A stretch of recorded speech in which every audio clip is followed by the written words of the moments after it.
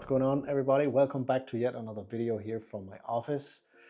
I know it's been a few days, but you guys know I have to work to get food on the table for my family, so that is always priority number one. But I haven't forgotten about you guys, and I'm still very happy to see that you are still here. So today for the fly, I took a classic one and I modded it a little bit with a new material I found, which I will be getting to in just a minute.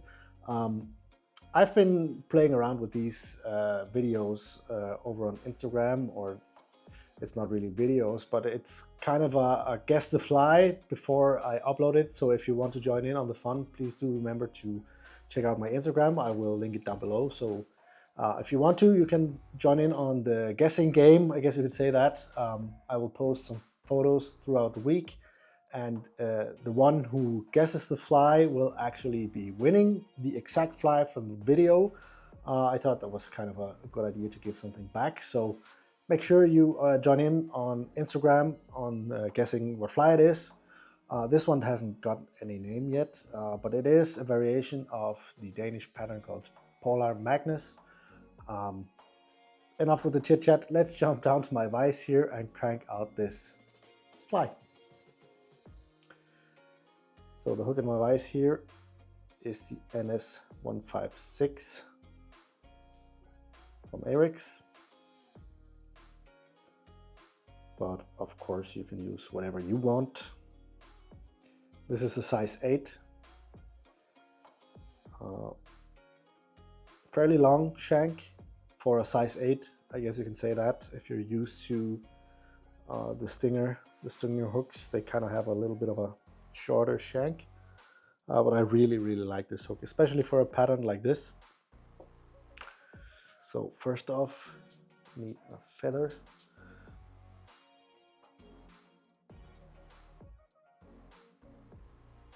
Let's take this one here.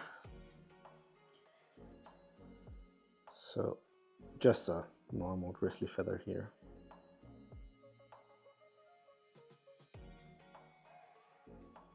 This is actually one from Metz, which is the original for Basketbjørn, which was a tip from the man behind making, well, he's not the man behind the fly actually, but he did make it popular. Sir Ivan Berubsen, so a shout out to you, my friend. I used to watch Ivan's videos all the time back when I started tying flies.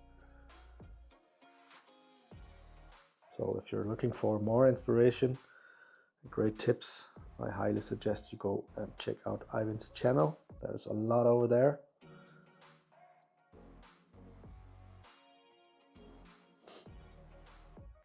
And he ties what you would call probably proper fishing flies.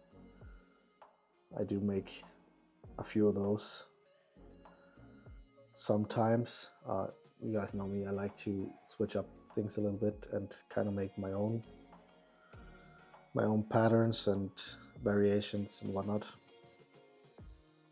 So when I say a proper fishing fly, I mean this fly will also catch a fly. That's not what I mean with a proper fishing fly, but many people will refer to a proper fishing fly that is something classic and not so flashy with UV resin and all that.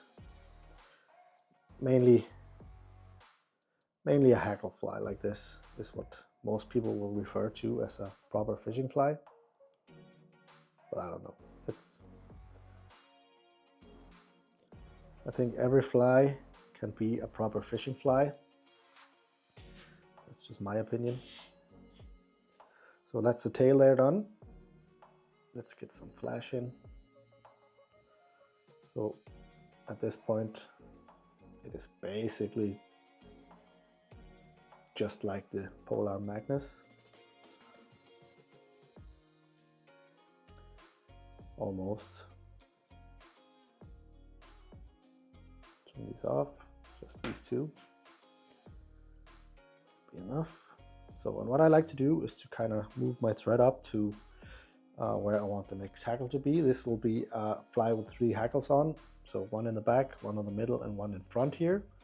And a way to measure that out is just to kind of move up your tying thread to where you want that next hackle to be. Then take the dubbing.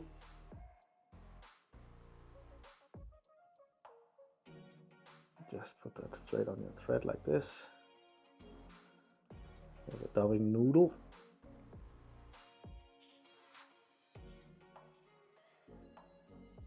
And go backwards.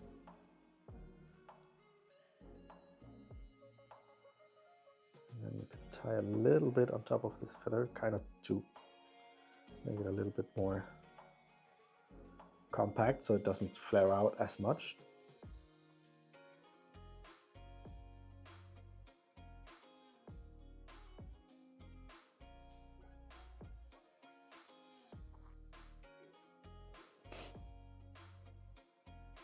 And if you're wondering about the material, why I haven't said it yet, it's just because I want you guys to hang out a little bit longer.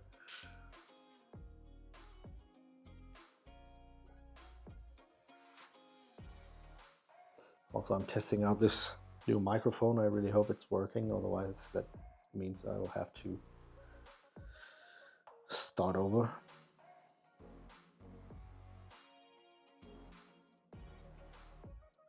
So here's the point where I wanted it to be. Get that same feather. And the reason for that is that if you look at a feather like this, they go from thin to thicker here in the bottom. And if you use just that one feather for the fly here, it means it will taper out correctly. So it will start from thin in the back here, and then gradually it will become thicker, which is nice. It'll still fish, but you know, I have to photograph this, and I also like my flies to look good in the box, so why not take the time or make the effort to make it look extra nice. Now, I've been getting a little bit of comments on one of the shorts where it's a fly that takes a little bit more time, and someone was like, imagine all that effort to just snag or lose a fly in a tree. And that does happen. Not so much on the coast, so I'm not too worried about that. But also, maybe you should practice your casting a little bit more. If you keep snagging trees and rocks and whatnot in your back cast.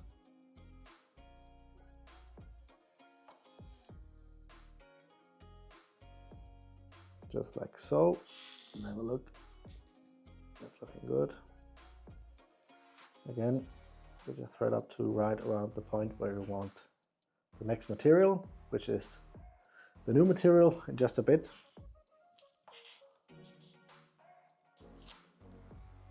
If you're wondering about the dubbing here, it is from SLF. It's called Squirrel Dub. Looks like this. Comes in all sorts of colors.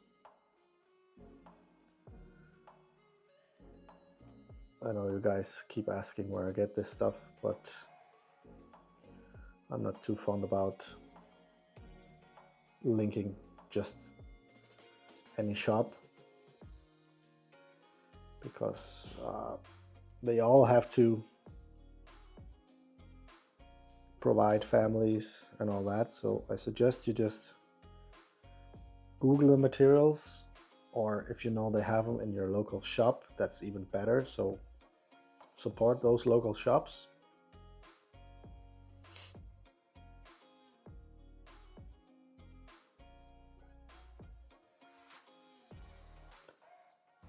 And also, I've been wanting to talk about that for a little while. the fly tying business is a little bit slow in a way that, well, not slow, that's maybe the wrong word, but it is still old school. And it seems they have just found out about this whole social media thing and YouTube and Instagram and whatnot. I mean, I remember a few years back where it was not a whole lot of content creators making these videos. There are definitely more now, and that's really great. I love seeing that. But I also see many shops or companies who make scissors and all that from all over the world, kind of reaching out to smaller channels like my own. I mean, we're almost at 30,000 subscribers, and that is not small if you look at it like that. But again, 30,000 on YouTube is not that much. And I see a lot of companies reaching out to smaller channels than mine. And they're like, give you this 10% discount if you say where you have your materials from, or they even give them some materials for free. It's just, I mean, come on. This channel generates 150,000 clicks per month even when I'm not active.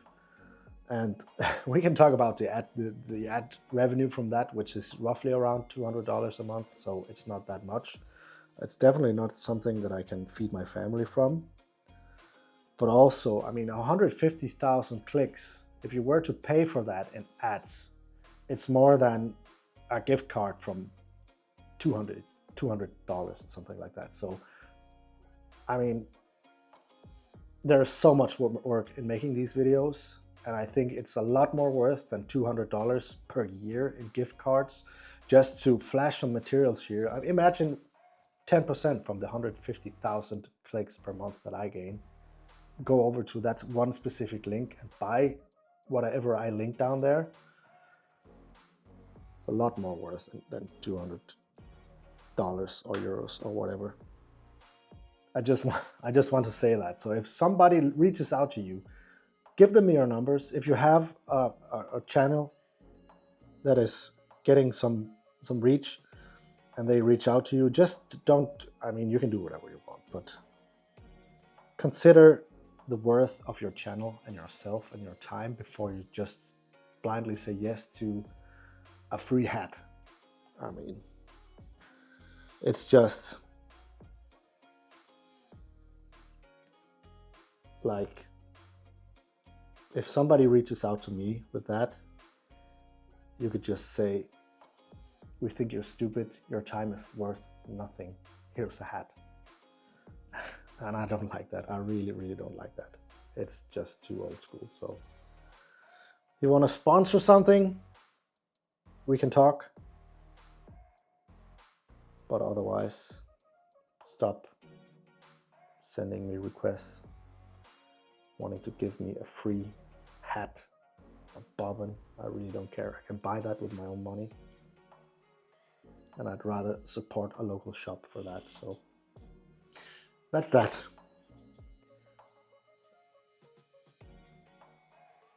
And while I was on a rant there, I forgot to mention this new material.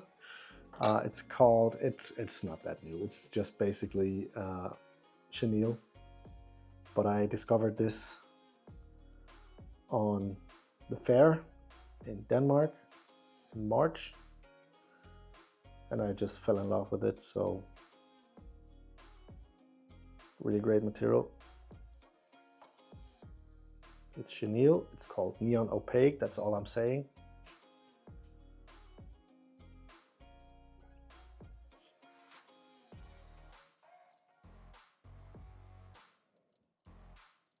So tie that in there, just up against the dubbing, and kind of force it back like this. Leave a little bit of room for the front hackle here, which will be the rest of this feather.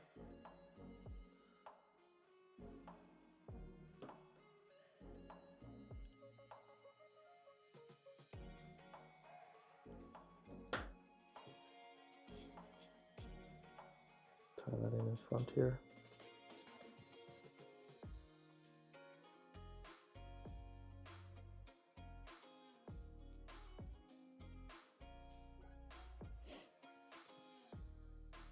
little bit long. So let me see if I can catch that here.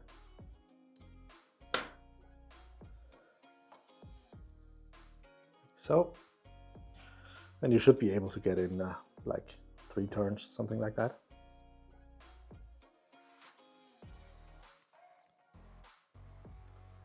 Force the fibers back like this, and then just make your way up to the hook eye here with touching turns. Get in one more.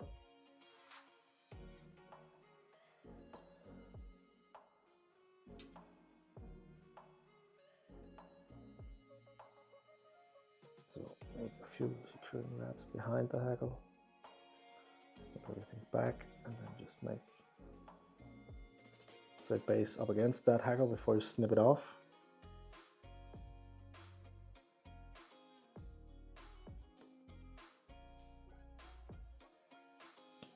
There you go.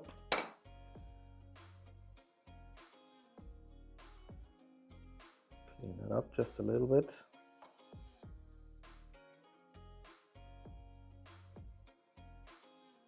Little head. Let's get in a whip finish here.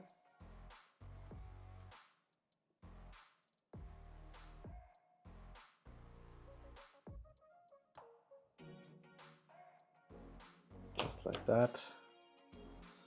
Snip off the thread. Get a dubbing brush. Brush out some of that dubbing.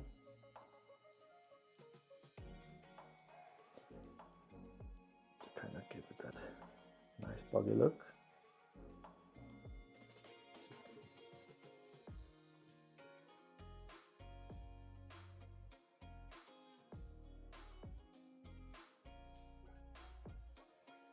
Just like that. And if you find it annoying that the thread is white up in front, here's a small trick for you.